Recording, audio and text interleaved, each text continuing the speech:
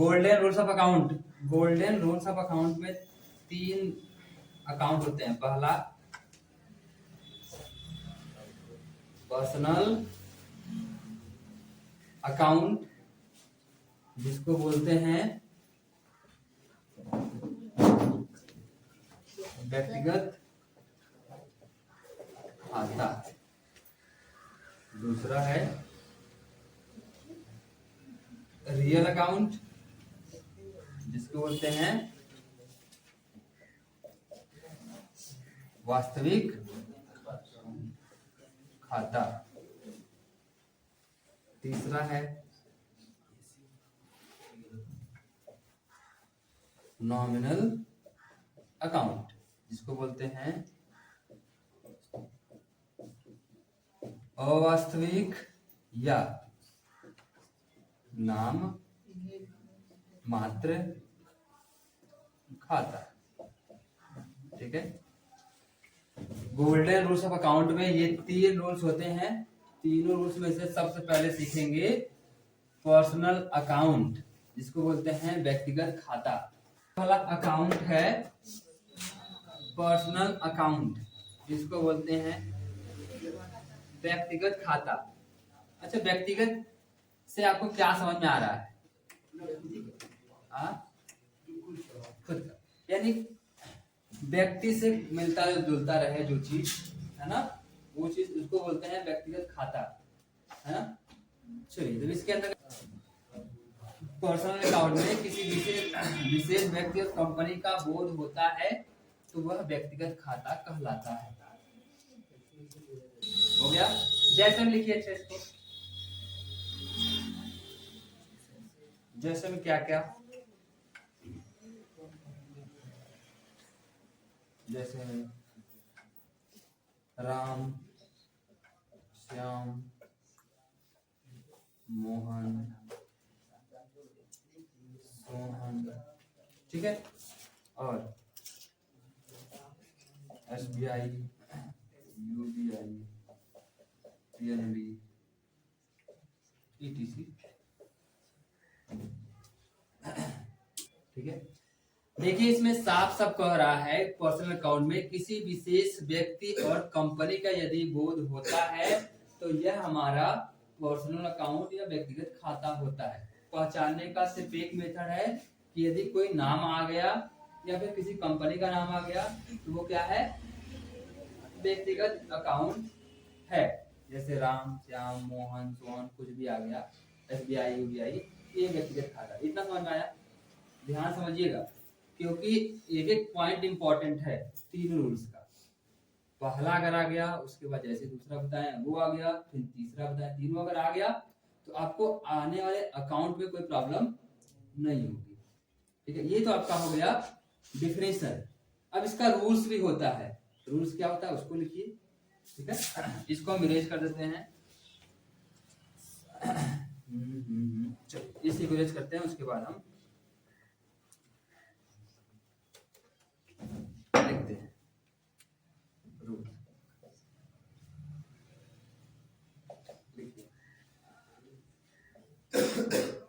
David is the receiver person and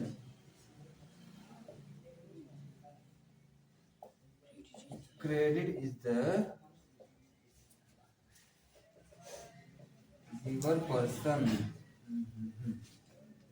ये normal rules है।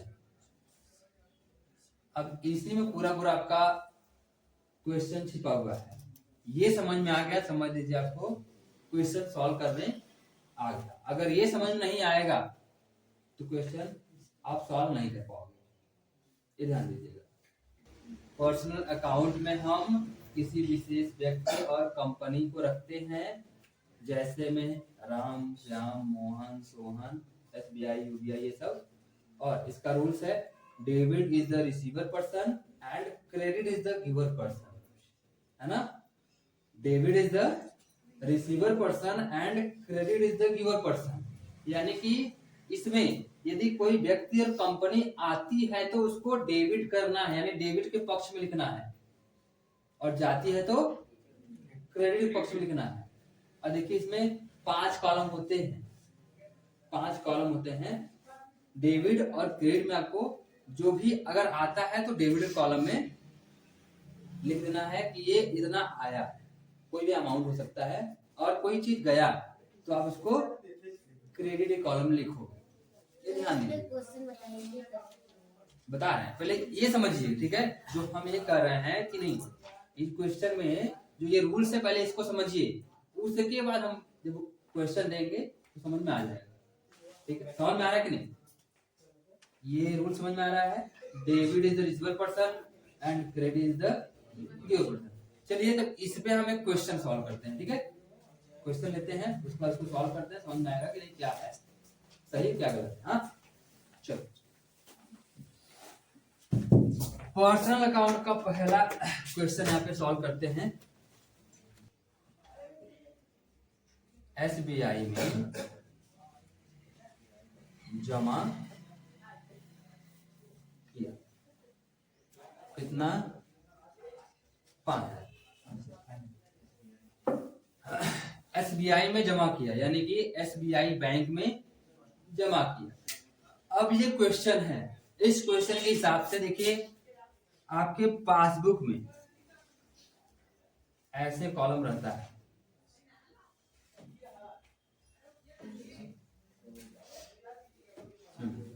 ठीक है, पहला डेट का होता है, दूसरा पार्टिकुलर का होता है, तीसरा एलएफ का होता है लेजर फोलियो, चौथा होता है डेबिट, पांचवा होता है क्रेडिट। ये चीज होता है। ठीक है, अब ये जो क्वेश्चन है इसी क्वेश्चन का आंसर इसमें लिखेंगे। जैसे आप बैंक में जाते हैं, ठीक है, जब बैंक वालों से बोलते हैं कि नहीं इनको 5,000 चाहिए तो पासबुक से अकाउंट नंबर लिख के देते हैं कि नहीं इसको कागज पे, तो उसके बाद आपको निकाल दे देता है। आपको ऐसा लगता है कि नहीं बस निकाल दे दिया हो गया, लेकिन ऐसा नहीं होता है।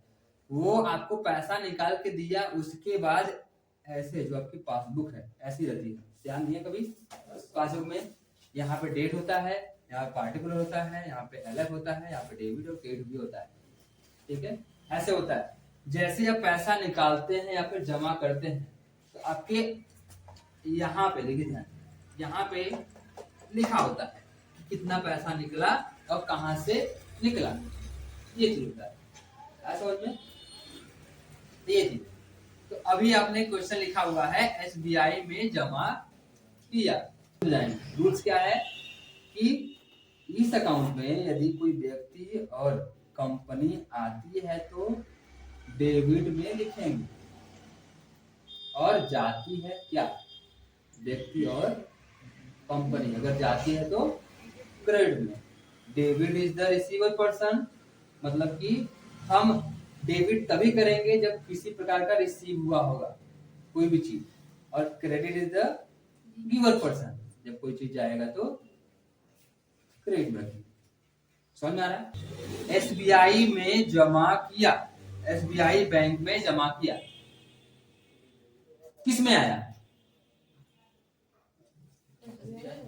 एसबीआई में। ध्यान दो, करा ना, debit is the receiver person. ये एंट्री कौन करा पहले ये बताओ। कोई पर्सन ही है ना, तो यहां से एसबीआई बैंक में जमा किया, कोई जमा किया है तो कहाँ गया? एसबीआई में। यानी रिसीव करने वाला कौन है? एसबीआई बैंक है कि नहीं? तो ये रिसीवर हो गया, है कि नहीं?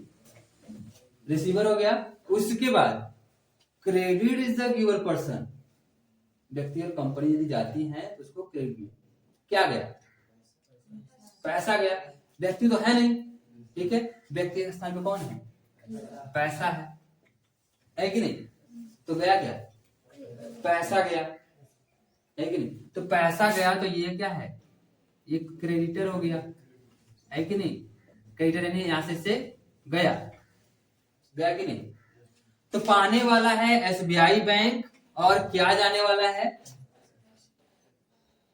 पैसा जाने वाला है। तो सिंपल सी बात, ये ध्यान देना कि जब ऐसे आपको पासबुक मिलेगा तो इस पासबुक में हमेशा सबसे पहली एंट्री डेबिट की होती है। सबसे पहले एंट्री डेबिट की होती है। तो क्या मिला?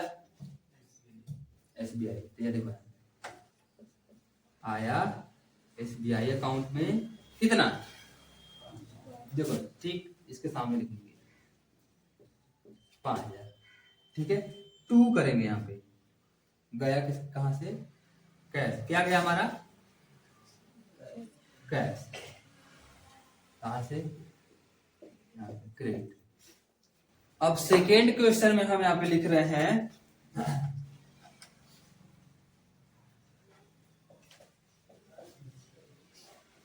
अभिषेक को SBI बैंक से चेक द्वारा भुगतान किया 12,000। अभिषेक को SBI बैंक से चेक द्वारा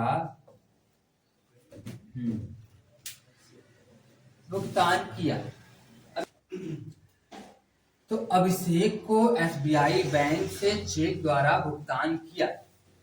तो अब debit is the receiver person, तो इसमें किसको मिला? ये बताओ। अभिषेक को मिला। सिंपल सी बात है, देखो पकड़ में आएगा कि नहीं? Debit is the receiver person. इस अकाउंट में व्यक्ति और कंपनी अगर आती है तो डेबिट क्या आया? व्यक्ति आया कि नहीं? तो कौन व्यक्ति आया? अभिषेक।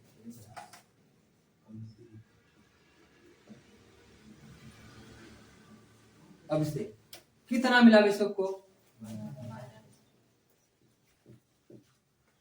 ठीक है, इसके बाद अभिषेक को SBI बैंक से चेक द्वारा भुगतान किया, तो गया कहां से? SBI बैंक से। किसके द्वारा गया?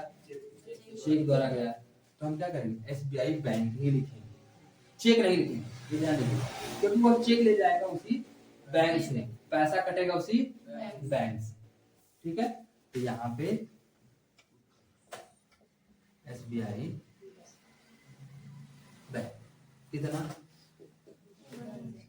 12,000। ठीक है,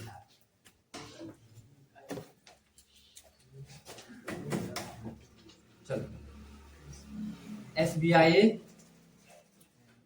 बैंक से नकद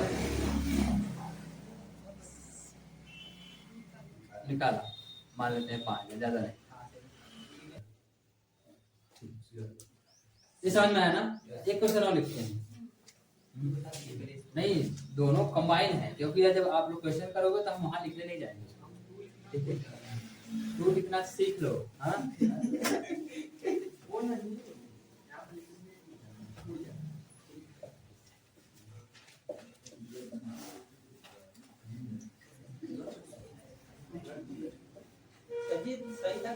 हाँ सही है, सही।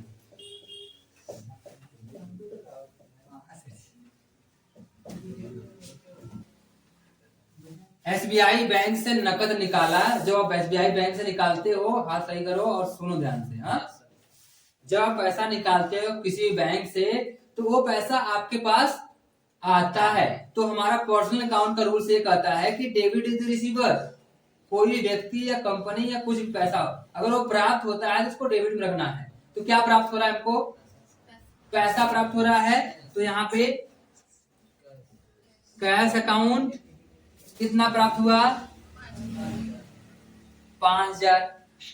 उसके बाद करा SBI बैंक से नकद निकाला, तो गया किसके पास से? जब हम पैसा निकाले तो SBI बैंक से गया ना। तो credit is the giver person, देने वाला कौन है? बैंक है। तो टू SBI अकाउंट कितना? अब आपके मोबाइल मैसेज ये आता है, your account has been debited. ऐसे आता है ना, your account has been debited इतना, है कि नहीं? तो वो जो मैसेज आता है वो कैश का आता है कि आपके अकाउंट से कैश इतना निकल चुका है, आप इतना प्राप्त कर चुके हो। ये ध्यान दीजिए, जैसे ही डेबिट का मैसेज आया, इसका मतलब आप पैसा प्राप्त कर लिए हो। नगद निकल चुका है, आपके पास आ चुका है, ये कहता है। अब रही बात एसबीआई बैंक में नकद जमा किया, एसबीआई बैंक में नकद जमा किया तो इसका क्या होगा एंट्री? सिंपल सी बात है, जब हम बैंक में पैसा जमा करेंगे तो बैंक वाला पैसा पाएगा यानी प्राप्त करेगा, तो एसबीआई बैंक हमारा डेबिट हो जाएगा 5000।